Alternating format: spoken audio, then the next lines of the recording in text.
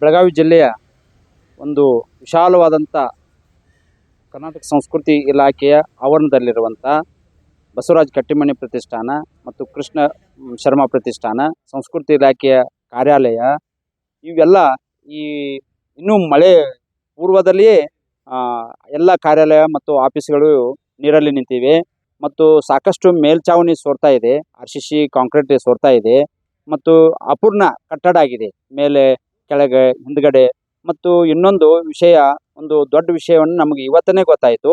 Doctor Rajkumar ಅವರು 1992ರಲ್ಲಿ ಇಲ್ಲಿ ಬೆಳಗಾವಿ ಜಿಲ್ಲೆಗೆ ಆಗಮಿಸಿ ರಸಮಂಜರಿ ಕಾರ್ಯಕ್ರಮ, ಅವರ ಒಂದು ಸ್ವಂತ ಹಾಡು ಹಾಡಿ ರಸಮಂಜರಿ ಕಾರ್ಯಕ್ರಮ ನಡೆಸಿ 7 ಲಕ್ಷ ರೂಪಾಯಿ ಈ ಒಂದು ಕಾರ್ಯಕ್ರಮದ ಅಂಗವಾಗಿ 7 ಲಕ್ಷ ರೂಪಾಯಿ ಬಂದದ್ದನ್ನ ವಸತಿ ಗೃಹ, ಕಲಾವಿದರಿಗೆ ವಸತಿ ಗೃಹನ್ನ ನಿರ್ಮಿಸಲಿಕ್ಕೆ 7 ಲಕ್ಷ ರೂಪಾಯಿನ ಅನುದಾನ ಕೊಟ್ಟಿದ್ದರಂತ. ಅವರ ಕಾರ್ಯಕ್ರಮದ ಹಣವನ್ನ, ಆ ಹಣವನ್ನ ಈ ಒಂದು ಕಟ್ಟಡಕ್ಕೆ ಉಪಯೋಗ ಮಾಡಿಕೊಡ್ರಿ ಅಂತ ಹೇಳಿದ್ರಂತ. ಅದು ಅಪೂರ್ಣ ಆಗಿದೆ ಇನ್ನು ಕಟ್ಟಡ.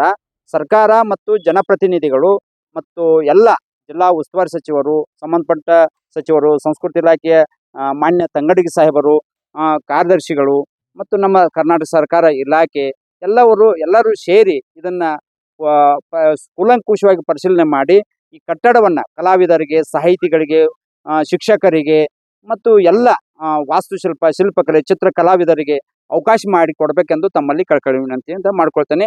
ನಾನು ಡಾಕ್ಟರ್ ಪ್ರಕಾಶ್ ಹೊಸಮನಿ, ಜಿಲ್ಲಾ ಉಪಾಧ್ಯಕ್ಷರು, ಕರ್ನಾಟಕ ರಾಜ್ಯ ಮಕ್ಕಳ ಸಾಹಿತ್ಯ ಪರಿಷತ್, ಬೆಳಗಾವಿ. ಪ್ರಾಥಮಿಕವಾಗಿ ಇಲ್ಲಿ ಗುರುವಂದನಾ ಕಾರ್ಯಕ್ರಮ ಕುಮಾರ ಗಂಧರ್ವಕ್ಕೆ ಕಾರ್ಯಕ್ರಮ ಇತ್ತು, ಕಾರ್ಯಕ್ರಮಕ್ಕೆ ಬಂದಿದ್ದೆ. ಅದೇ ರೀತಿ ಹಿಂದೆ ಬಂದ ಕನ್ನಡ ಸಂಸ್ಕೃತಿ ಇಲಾಖೆಗೆ ನೋಡಿದೆ, ಅದೆಲ್ಲ ನೀರೊಳಗೆ ನಿಂತದ, ಕರೆಂಟ್ಗಳೆಲ್ಲ ಹೋಗಿದಾವ, ಕತ್ತಲಾಗಿ ನಿಂತದ. ಬಸವರಾಜ ಕಟ್ಟಿಮನಿ ಪ್ರತಿಷ್ಠಾನೂ ಎಲ್ಲ ಪೂರ್ತಿ ನೀರಿನಲ್ಲಿ ನಿಂತದ. 1992ಕ್ಕೆ ಡಾಕ್ಟರ್ ರಾಜ್ಕುಮಾರ್ ಅವ್ರದ ಬಾಜುಕ ಕಲಾವಿದರಿಗೆ ವಸತಿ ಇರಲಿಕ್ಕೆ ವಸತಿ ಗೃಹ ಮಾಡಿದಾರೆ. ಅದು ಎಲ್ಲ ಹೊಳ ಉಪ್ಪಡಿ ಅದಾವ, ಹಾವದ, ಇಲ್ಲಿ ನೀರು ನಿಂತದ, ಅದು ರಿಪೇರಿ ಆಗಬೇಕು. ಇಂಥ ಮಳೆಗಾಲದೊಳಗೆ ಈ ಸದ್ಯ ಕನ್ನಡ ಸಂಸ್ಕೃತಿ ಇಲಾಖೆ ಎಲ್ಲ ಪೂರ್ತಿ ನೀರಾಗಿ ನಿಂತದ, ಕಟ್ಟಿಮನಿ ಪ್ರತಿಷ್ಠಾನೂ ನೀರಾಗಿ ನಿಂತದ. ಇದನ್ನೆಲ್ಲರೂ ಅದು ಸರ್ಕಾರ ಮತ್ತು ಇದಕ್ಕೆ ಸಂಬಂಧಪಟ್ಟಂಥ ಮೇಲಾಧಿಕಾರಿಗಳು ಇದನ್ನು ರಿಪೇರಿ ಮಾಡಿರಿ ಅಂತೇಳಿ ನಾನು ಅವರಲ್ಲಿ ವಿನಂತಿಸಿಕೊಳ್ಳುತ್ತೇನೆ. ನಾನು MI ಮೆಣಸಿನಕಾಯಿ, ಕನ್ನಡ ಸಾಹಿತ್ಯ ಪರಿಷತ್ ಜಿಲ್ಲಾ ಕಾರ್ಯದರ್ಶಿ. दादा थांब के